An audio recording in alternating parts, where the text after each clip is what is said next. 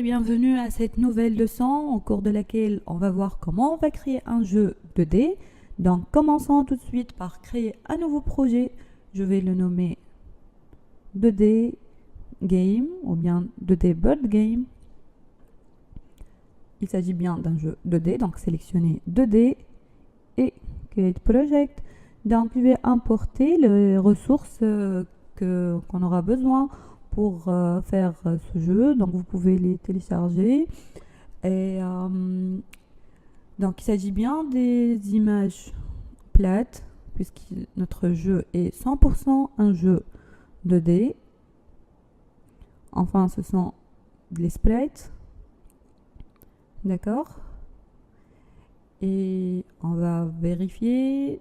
Donc nous avons ici la vue 2D, mais si vous sélectionnez cet onglet-là, vous pouvez passer à la vue 3D.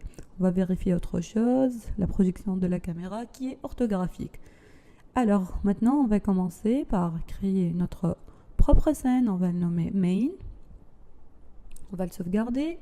Et pour organiser notre projet, on va créer un dossier que je vais l'appeler ressources, dans lequel je vais ajouter l'ensemble des images.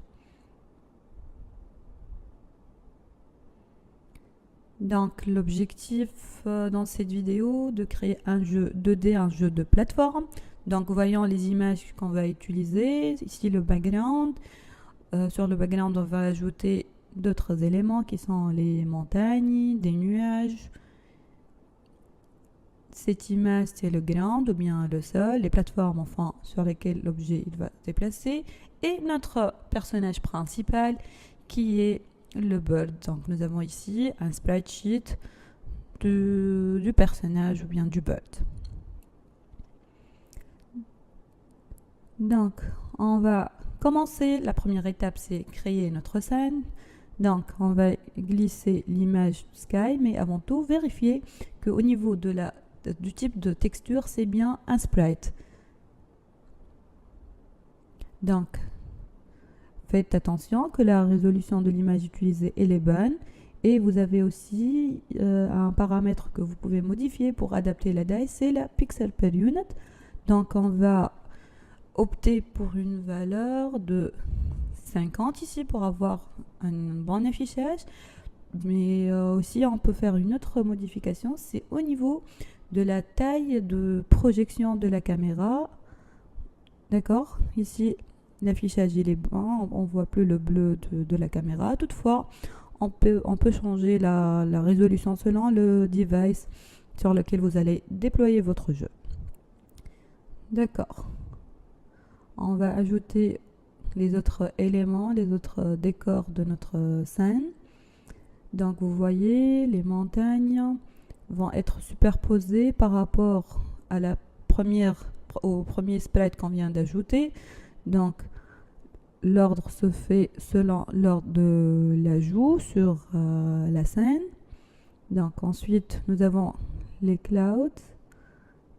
D'accord, donc ici on va faire la même chose, on va modifier la taille. N'oubliez pas de sélectionner Apply pour appliquer les modifications. Et nous avons maintenant tous les éléments nécessaires sur votre background. Mais toutefois, si on désire modifier leur emplacement, nous avons un paramètre très intéressant à utiliser qui est le Hidden Layer, qui est par défaut à la valeur 0. Donc on va modifier sa valeur à 1. Donc, et là, on va voir qu'il va être superposé par rapport à les layers ayant 0 comme étant valeur Hidden Layer.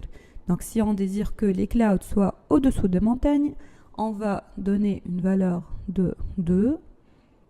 Finalement, aussi pour le ground. Donc, nous avons la valeur 2 au niveau du sprite cloud. Donc, comme vous voyez, l'ordre c'est croissant. Donc là, j'ai mis 3 pour voir que le sky va être le premier layer qui va apparaître.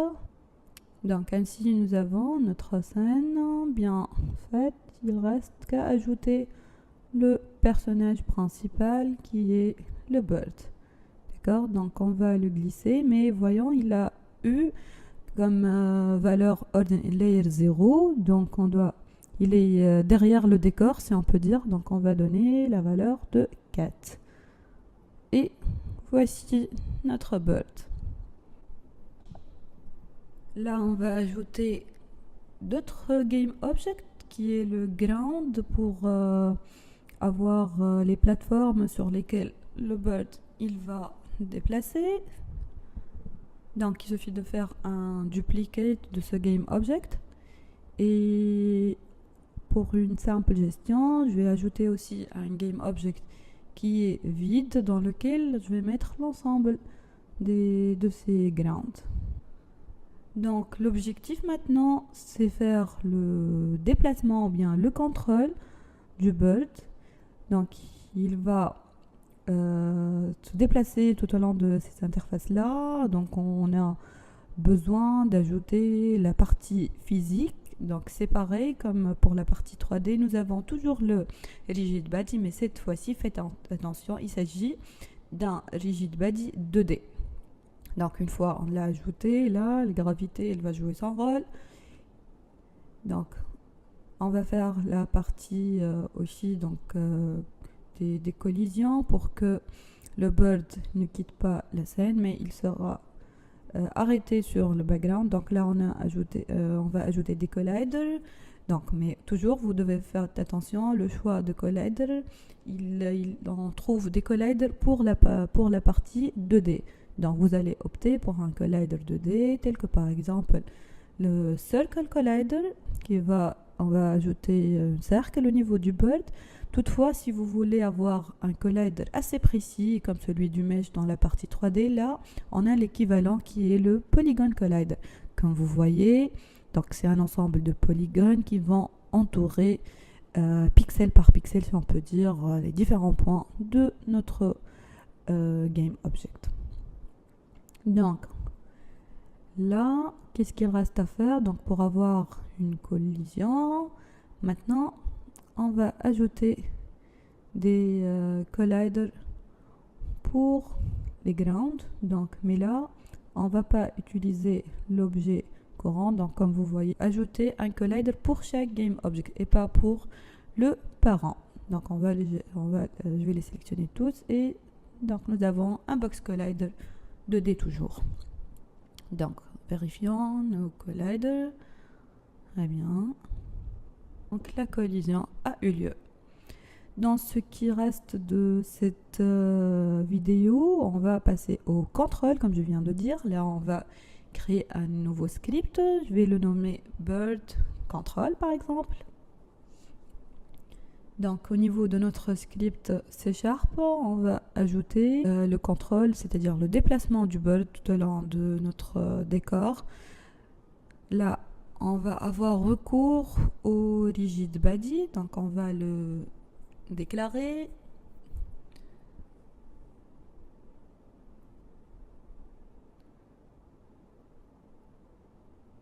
Donc, toujours un rigid body 2D, que je vais le nommer RG.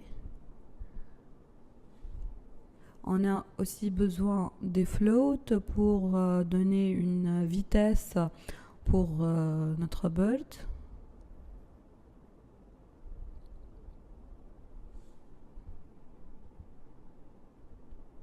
Donc float speed. Aussi, peut-être on aura besoin, oui certainement, donc le bird pour faire le saut, je vais ajouter une autre valeur, float toujours, que j'ai appelé jump y. Passons maintenant à la méthode start. Là on va récupérer le rigid body qu'on vient d'ajouter sur notre bird à travers Unity. Donc on va faire appel à la méthode getComponent, donc inférieur supérieur, et là on appelle la classe rigid body 2D. Donc faites attention à la syntaxe. Et au niveau de la méthode update, là on aura besoin de récupérer déjà l'interaction, donc avec le clavier. On va choisir, on va dire que l'utilisateur, pour se déplacer son objet, il va utiliser l'essence de direction du clavier, ce qu'on va faire juste après. et on va créer une fonction. J'appelle movePlayer. Donc je vais passer en paramètre une valeur.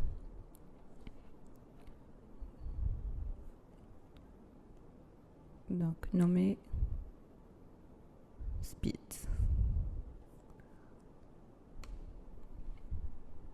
Ou bien speedbird. Donc maintenant je vais créer cette fonction. J'ai commencé par l'appel.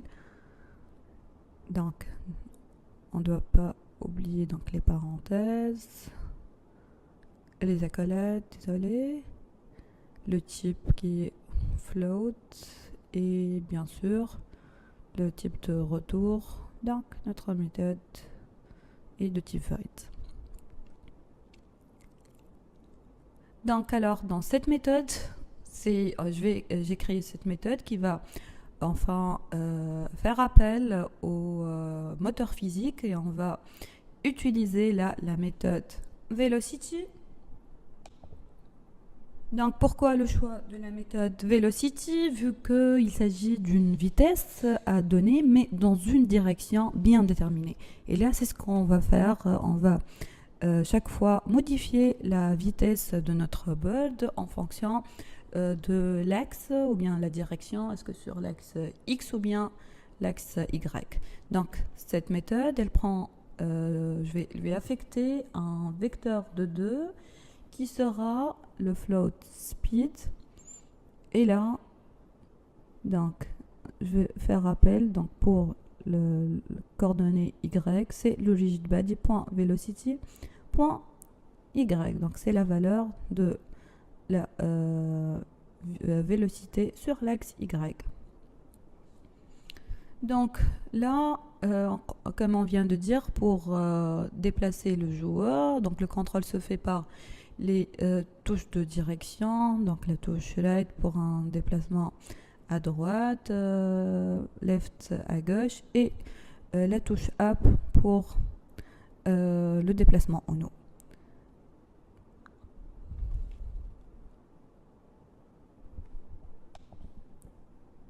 Donc pour le faire, on va revenir à notre script et on va appeler la classe input. Donc si on va ajouter une condition et on appelle la classe input, nous avons la méthode getGetDown, c'est-à-dire au moment de la sélection de la touche de direction pour récupérer donc la touche à utiliser ou bien avec laquelle l'utilisateur doit interagir. Nous avons la classe keycode, donc il s'agit de array_arrow. Ensuite, donc, si l'utilisateur a bien sélectionné la touche right, là, on a besoin d'une autre valeur speed et là, on va la manipuler par Unity. Donc, j'ai ajouté le mot-clé public. Donc, la valeur speed qui sera retournée à la méthode movePlayer, elle va prendre la valeur speed de X. Donc de même pour si l'utilisateur, on doit contrôler les deux cas, c'est au moment de la sélection et si aussi la touche elle sera lâchée. Donc là nous avons la méthode keyDown si on maintient le clic et keyUp si on relâche. Donc là la vitesse elle va avoir la valeur 0. Maintenant, on va passer au deuxième cas, c'est-à-dire la touche gauche. Donc, je vais copier le code et je remplace right arrow par left arrow. Il faut aussi inverser le sens. Donc, j'ajoute le signe moins, c'est dire moins speed de x, c'est la valeur qui sera accordée aux variables speed. Et de même, le cas de si je vais relâcher cette touche, donc get key up, toujours pour left arrow.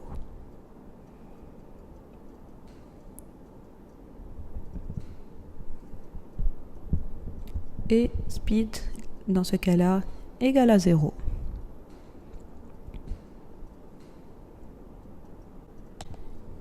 Il faut aussi ajouter un autre test, c'est-à-dire si l'utilisateur va sélectionner la touche App, donc il s'agit toujours du même code.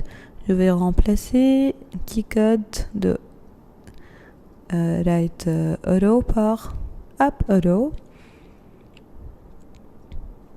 On va appliquer une force pour simuler ce saut-là, l'action de jump. Donc, j'appelle le moteur physique, c'est-à-dire rigid body, et la méthode addForce, dans laquelle on va passer en paramètre un vecteur 2 et on va définir les valeurs de x, y qui sont, donc pour x, c'est la valeur de la vélocité, c'est-à-dire rg.velocity.x, et pour l'axe y, c'est la valeur jump de y qui a été définie au début de la création de cette classe-là. Alors, on va finir cette dernière partie de cette première vidéo par faire un test. Donc, ceci l'action de up, left et right aussi. Sauf que si vous remarquez qu'il y a une rotation, donc l'objet là, il est en train de faire une dérotation. Si alors on souhaite de ne pas avoir ce comportement-là, donc vous voyez, c'est pas réaliste du tout, donc on va passer au rigid body et vous trouvez le dernier paramètre, la constraint. Il faut sélectionner la flèche à gauche et vous trouvez deux propriétés qui permettent de bloquer la rotation ou bien la position. Là, on est intéressé par la rotation. Et voici donc le résultat qu'on a obtenu. Donc dans la vidéo suivante, on va voir comment on va gérer les collisions entre notre bot et les différentes game objects de la scène.